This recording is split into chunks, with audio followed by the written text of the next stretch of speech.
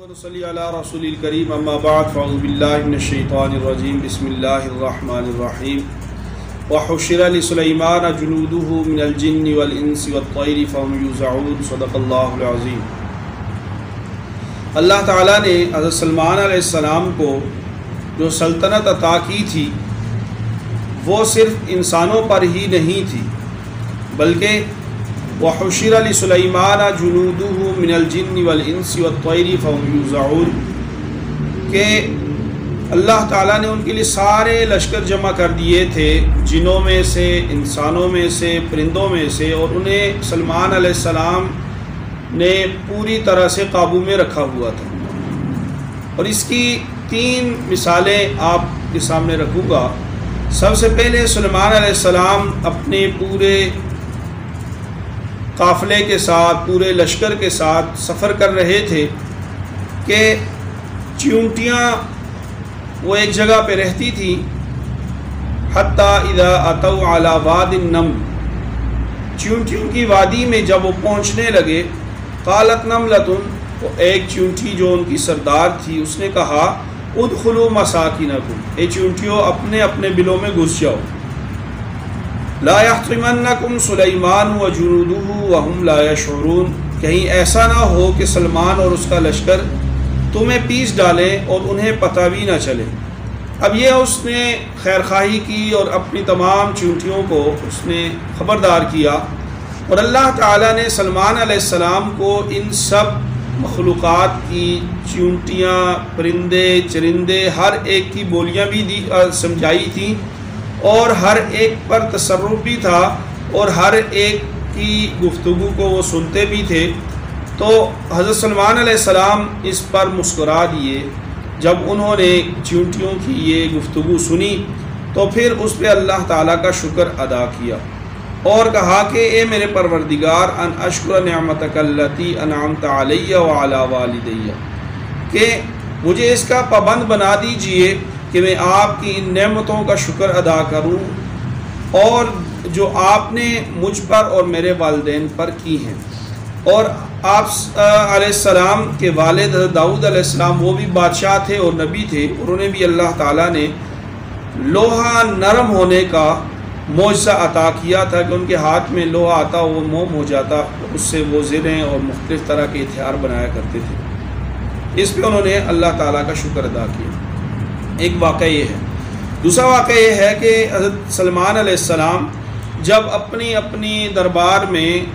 جو مخلوقات ان کے دربار میں ہوتی تھیں ان کی حاضری لے رہے تھے اور ان کا تفقد کر رہے تھے، تو آپ کو ہدہد پرندہ نظر نہ آیا، تو آپ نے کہا کہ کیا ہو گیا، میں اس پرندوں کو نہیں دیکھ رہا، اور وہ بغیر اطلاع کے غائب ہے، لَأُعَذِّبَنَّهُ عَذَابًا شَدِيدًا أَوْ لَأَذْبَحَنَّهُ أَوْ لَيَأْتِيَنِّي بِسُلْطَانٍ مُبِينٍ، کہ اب وہ جب آئے گا تو یا تو میں اس کو سخت سزا دوں گا یا اسے ذبح کر ڈالوں گا، یا وہ اپنے غیر موجودگی کا کوئی عذر واضح بیان کرے گا۔ اور جب یہ پرندہ آیا اور اس نے آ کر حضرت سلیمان علیہ السلام سے کہا انی وجدت امرأۃ تملکہم، میں نے ایک ملکہ دیکھی ہے، ملکہ پائی ہے، اور وہ یمن کے علاقے میں رہنے والی ہے اور قوم سبا کی بادشاہ ہے، اور وہ لوگ اور یہ ملکہ سورج کی پوجا کرتے ہیں اور رب کو انہوں نے چھوڑا ہوا ہے اور یہ شرک میں مبتلا ہے۔ سلیمان علیہ السلام کی جو سلطنت تھی ان تمام علاقوں پر تھی، اور بعض مفسرین نے لکھا ہے کہ یہ قبیلہ اور یہ جو ملکہ تھی ان کی، انہوں نے سرکشی اختیار کر لی تھی اور بغاوت کر لی تھی، اور انہوں نے اپنا ایک علیحدہ سے شرک اختیار کر لیا تھا۔ سلیمان علیہ السلام نے اسے خط لکھا، اور اس خط میں یہ تھا انہو بسم اللہ الرحمن الرحیم، کہ یہ سلیمان علیہ السلام کی طرف سے ہے اور اس اللہ کے نام کے ساتھ جو بڑا مہربان اور نہایت رحم کرنے والا ہے، اللہ تعالیٰ علیہ واتونی مسلمین، کہ میرے مقابلے میں سرکشی نہ کرو اور میرے پاس تابعدار بن کر چلے آؤ۔ یہ سلیمان علیہ السلام کا خط تھا ملکہ بلقیس کی طرف، اور جب یہ خط وہ پہنچا اس کی سراہانے کے قریب یہ ہدہد پرندہ رکھ کر آ گیا، تو اس نے اپنا دربار بلایا اور دربار میں اپنے تمام وزیروں سے ایک بات کہی کہ مجھے ایک خط ڈالا گیا ہے، میری طرف خط پہنچا ہے، اور اس خط میں مجھ سے سلمان علیہ السلام نے تابعداری کا اور مطیع ہونے کا حکم دیا ہے اور مجھے کہا ہے، تو اس پہ مشورہ دو۔ ان کے جو درباریوں میں ان کے جو سردار تھے انہوں نے کہا کہ ہم تو بڑی طاقت والے ہیں اور ہم قوت والے ہیں، ہم اس حوالے سے اس مسئلے کو حل کر لیں گے، ہم ڈٹ جائیں گے۔ لیکن ملکہ بلقیس نے یہ کہا کہ یہ بہت سمجھدار عورت تھی، اسے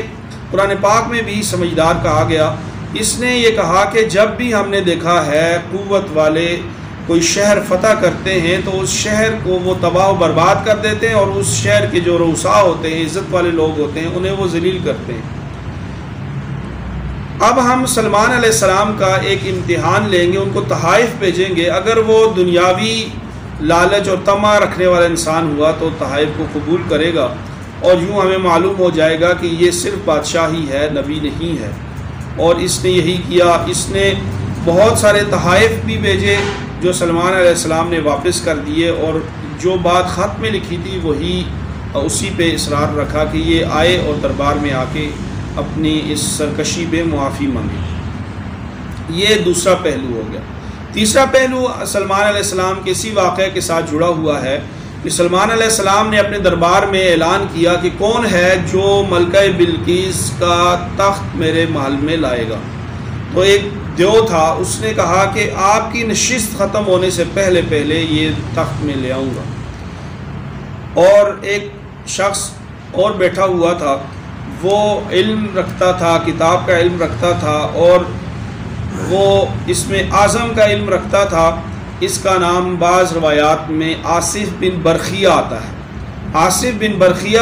یہ وزیر تھا اور علم رکھنے والا انسان تھا۔ اس نے کہا کہ آپ کی آنکھ پلک جھپکنے سے پہلے میں اس کا محل آپ کے سامنے لا کھڑا کر دوں گا، اور اسے اجازت دی گئی، اور انہوں نے فوراً ہی لا کر آپ کے سامنے رکھ دیا، اور اس پر انہوں نے ارشاد فرمایا کہ ھذا من فضل ربی، یہ تو مجھ پر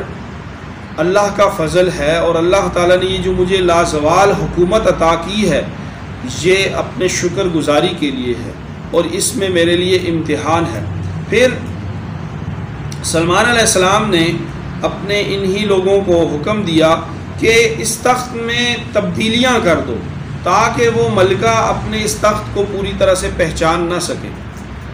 یہاں پہ اس تخت کے اندر تبدیلیاں کر دی گئیں، اور ملکہ بلقیس نے سلمان علیہ السلام کے پاس آنے کا فیصلہ کر لیا، اور وہ جب محل میں داخل ہوئی تو سب سے پہلے اس کا سامنا ایک امتحان سے ہوا۔ وہ امتحان یہ تھا کہ حضرت سلمان علیہ السلام نے شیش محل بنایا، اور اس کا جو دروازہ تھا دروازے کے سامنے حوض بنایا، اور حوض کے اوپر شیشہ بچھا دیا، اور یوں محسوس ہوتا تھا کہ یہ دروازے کے سامنے پانی ہے۔ اور ملکہ بلقیس جو ہی داخل ہوئی تو اس نے اپنے پاؤں سے کپڑے اٹھا لیے، تو سلمان علیہ السلام نے کہا کہ پانی نہیں ہے اور یہ تو شیشہ ہے، اور جو چیز دکھائی دیتی ہے حقیقت میں وہ ہوتی نہیں ہے۔ ملکہ بلقیس ان کی شان و شوکت اور ان کی اس قوت کو دیکھ کر بہت متاثر ہوئی، اور پھر جب محل کے اندر پہنچی اور اس نے دیکھا کہ ایک تخت رکھا ہوا، سلمان علیہ السلام نے ارشاد فرمایا کہ اس تخت کے حوالے سے اس سے سوال کیا، وہ کہنے لگی کأنہ ہو، گویا کہ یہ تو میرے تخت جیسا ہی ہے، گویا کہ وہ ہی ہے۔ اور پھر سلمان علیہ السلام نے جب اس حوالے سے انہیں بتایا تو وہ آپ کی شان و شوکت، آپ کی قوت اور آپ کی جو اللہ تعالیٰ نے آپ کو نوازا تھا اس سے انتہائی متاثر ہوئی، اور وہ کہنے لگی کہ میں تو پہلے سے ہی فرما بردار ہو چکی ہوں، اور میں آپ کی لائی ہوئی شریعت پر ایمان لاتی ہوں، اور اس رب پر ایمان لاتی ہوں جو جہانوں کا رب ہے، جو سورج اور چاند ستاروں کا رب ہے۔ اور شرک سے یہ باز آئی اور اس نے یوں ایمان قبول کیا، اور سلمان علیہ السلام کی صحابیات میں یہ شامل ہوئی۔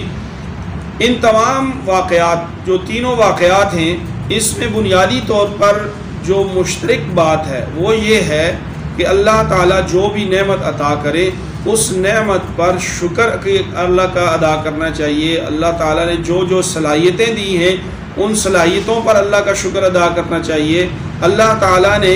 جو جو نعمتیں عطا کی ہیں ان نعمتوں پر شکر ادا کرنا چاہیے۔ لئن شکرتم لازیدنکم، اللہ کریم کا ارشاد مبارک ہے کہ اگر تم شکر ادا کرو گے میں ان نعمتوں کو بڑھاؤں گا۔ اور سلمان علیہ السلام ہر قدم پر ہر مرحلے میں اللہ کی نعمتوں کا شکر ادا کرتے تھے، اور اللہ تعالیٰ کی نعمتوں کو ان کو سامنے رکھتے ہوئے اللہ تعالیٰ کی وحدانیت، اللہ کی توحید، اس کو مزید واضح فرماتے تھے۔ اور یہی ہمارے لیے درس ہے کہ جس طرح اللہ تعالیٰ نے سلمان علیہ السلام کو یہ نعمتیں عطا کی اور انہوں نے ہر نعمت پر اللہ کا شکر ادا کیا، جس کے نتیجے میں اللہ تعالیٰ نے نعمت کو بڑھایا، تو ہم بھی اللہ کی ہر نعمت پر، صحت کی نعمت، ایمان کی نعمت، اور اللہ تعالیٰ نے جو ہمیں قوتیں عطا کی ان کی نعمتیں، اس پر ہمیشہ اللہ کا شکر ادا کرنا چاہیے۔ شکوے اور شکایتوں سے ہمیں کنارہ کشی اختیار کرنی چاہیے تاکہ ہم پوری طرح سے اللہ تعالیٰ کی نعمتوں سے لطف اندوز ہو سکیں۔ وآخر دعوانا الحمدللہ رب